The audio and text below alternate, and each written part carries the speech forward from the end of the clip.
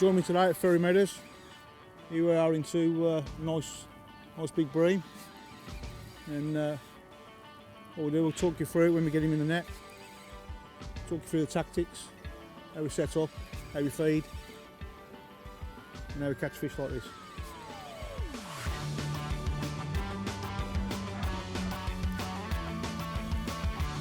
Let's get in there. Come on.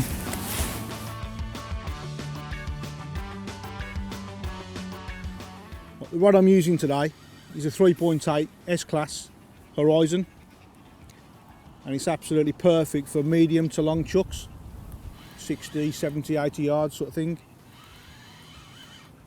I've got a number 3 tip in it, which, because I'm using a 60 gram feeder, you know, I want it to be nice and balanced. So when I'm chucking, I know I've got the confidence that I'm not going to break the tip because my feeder's too heavy for it. You want to use a 5,000 to 6,000 reel, which balances with the rod. You use a too small a reel, when you cast it, it just won't feel right. And obviously, because you're chucking such good distances, you want a nice size spool for the line to come off nicely. Talking of the line itself, I'm using 010 braid with a 12-pound Carp Master shocker, obviously for that initial cast. So because you're using 60, 70 gram feeders, you don't want to crack off, which you can do on the cast. Okay, we've got the bream coming in now. Just get his head up in the water and then just put your landing net underneath it. Keep him coming in the water, lift him out.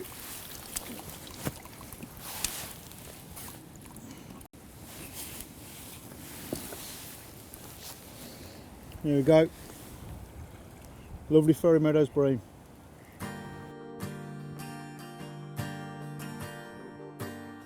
Okay, before I chuck back out, I want to talk to you about this 60 gram Horizon feeder, what we're using today. And the reason I'm using one of these is because I want to get good distance, and because the weight's at the bottom, when I cast it, this is going to carry it through the wind. No matter how windy it is, I'm going to get to where I need to get to with this because of the weight of it. And obviously when you add Groundbait to it, it's going to make it a bit more heavier, so I'm going to get to where I want to get every single time.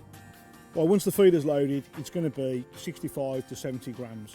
So what I use is a Carp Master 12-pound shock leader, which is tied direct to my braided line. And the reason I use this is because it absorbs all the force of when I'm casting out to 70 yards. So rather than having a crack off, that's why I use a 12-pound shock. As you can see, the feeder's loaded now. It weighs between 65 and 70 grams. It's a free running on our shocker, and this is a Horizon protector sleeve. And why have we got one of them? Because the constant casting that we do possibly weaken the line because we're chucking at 70 yards, and that will prevent the swivel from damaging the line. Okay, beneath the sleeve, what we've got just a swivel there, which we can obviously push that back over, and then all we do is we add our hook length to it. It's just a simple loop, pull your hook through, and it attaches there nicely. I've got 2 foot of 016 power micron just attached to the swivel at the bottom of there. I'm fishing over a little bit of weed today, so that's why I'm fishing with the 2. Bites have been really positive, but there's every chance that you might not be connecting with your bites, so maybe you want to shorten it down to a foot or maybe less than that. It just depends on the day really, but I'm fishing with one of these today and it's working really well for me. Okay, we're going to go to the business end now, and I'm using an SW barbed feeder hook, which is a size 12, and the reason I'm using a size 12 is because I'm fishing with a piece of corn and they are quite big fish, and the thing is, when you get them under your feet and they're shaking their heads, with a smaller hook there's every chance you could pull out of them, so that's why I'm using the bigger hook, so I'll get a better hold on them.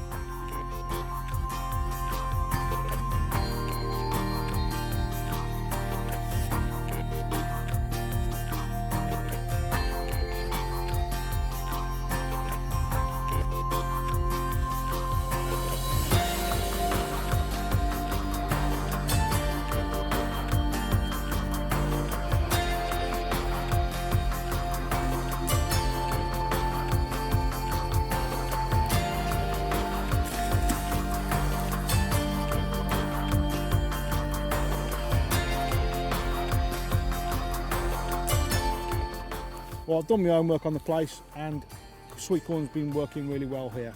However, you always need to have a change of bait if that bait isn't working on the day. Maggots, casters, worms, deadwood maggots, you know, for instance, is a fantastic bait. But obviously at the same time, you're going to have to scale down.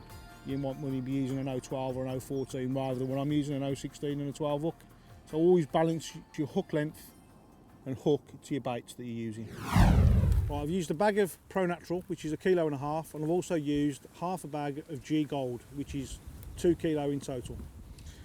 And I've used the data mix today because this lake that I'm fishing is quite clear. So I want to try and get it the same colour as the bottom of the lake. So that's why I've gone for this sort of colour.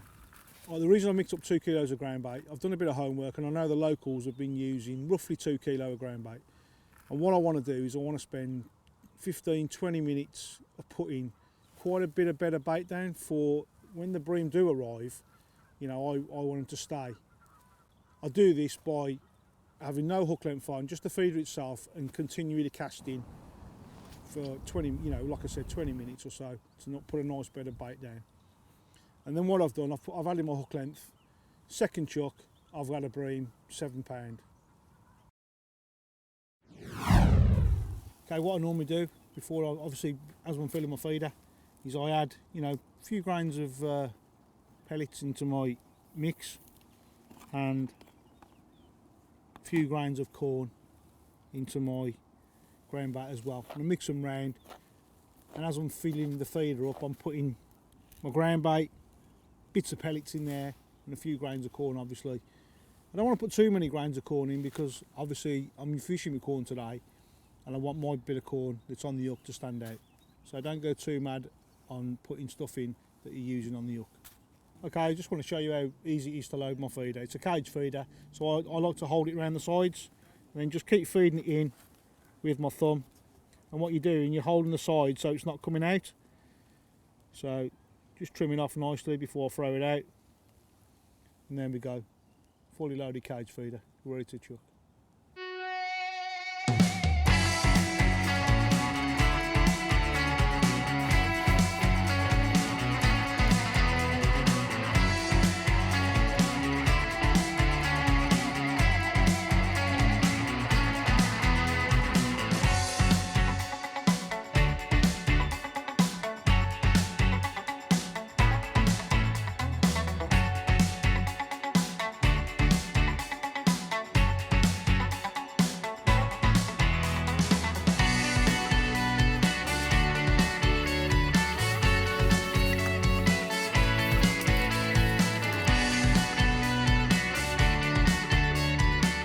Well, as we're bream fishing, we need to be very accurate at this. So first of all, what we do, we use measuring sticks. They're 3 metres apart, and I've gone round them 23 times. That's exactly 69 metres. So I know I'm fishing 69 metres every time.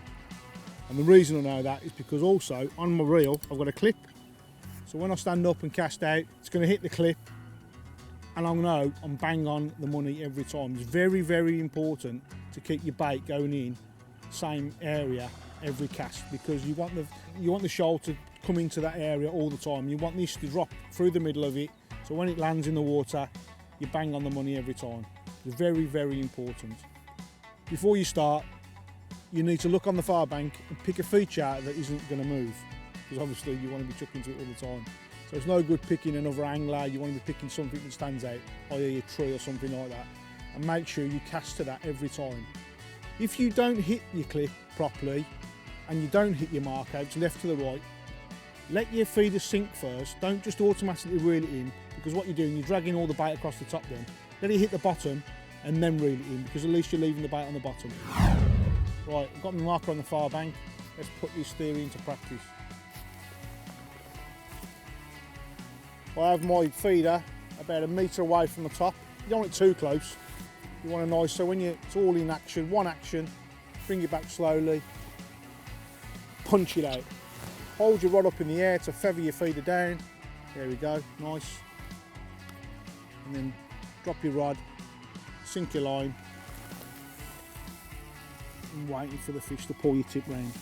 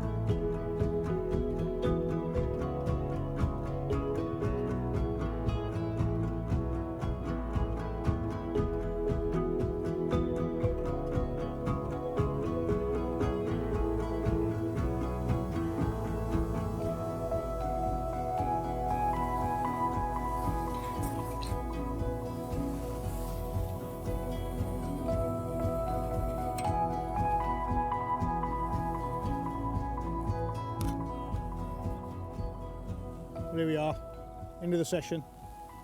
Last chuck, another bream. Don't be afraid to put some bait in for these fish. These are big fish, they want plenty of bait. You know, even if you're casting regular and it doesn't happen, don't be afraid to take the hook length off and put 10, 15 feeder falls in. Don't be afraid to do that, because you want to get them there, and when you get them there, you want them to stay there.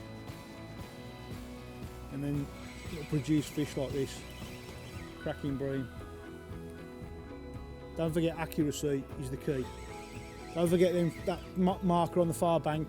Make sure it keeps going in that place all the time. You go to the left or go to the right, let that feeder at the bottom and then reel it in. Don't drag your feeder across the top if you're inaccurate, because it'll drag feed everywhere. So let it go to the bottom first and then reel it in. You must be accurate. It's the key to fishing for bream. Oh, that's a nice one.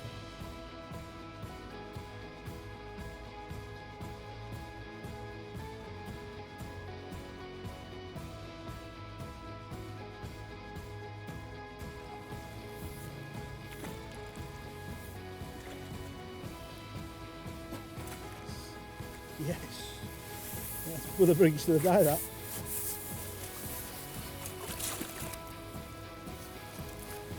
Right, well, there we go. Last fish of the day, pushing £7 I would say at least. What a cracking day's fishing. First time I've ever been to Ferry Meadows. Absolutely brilliant day's fishing, and can't wait to come back.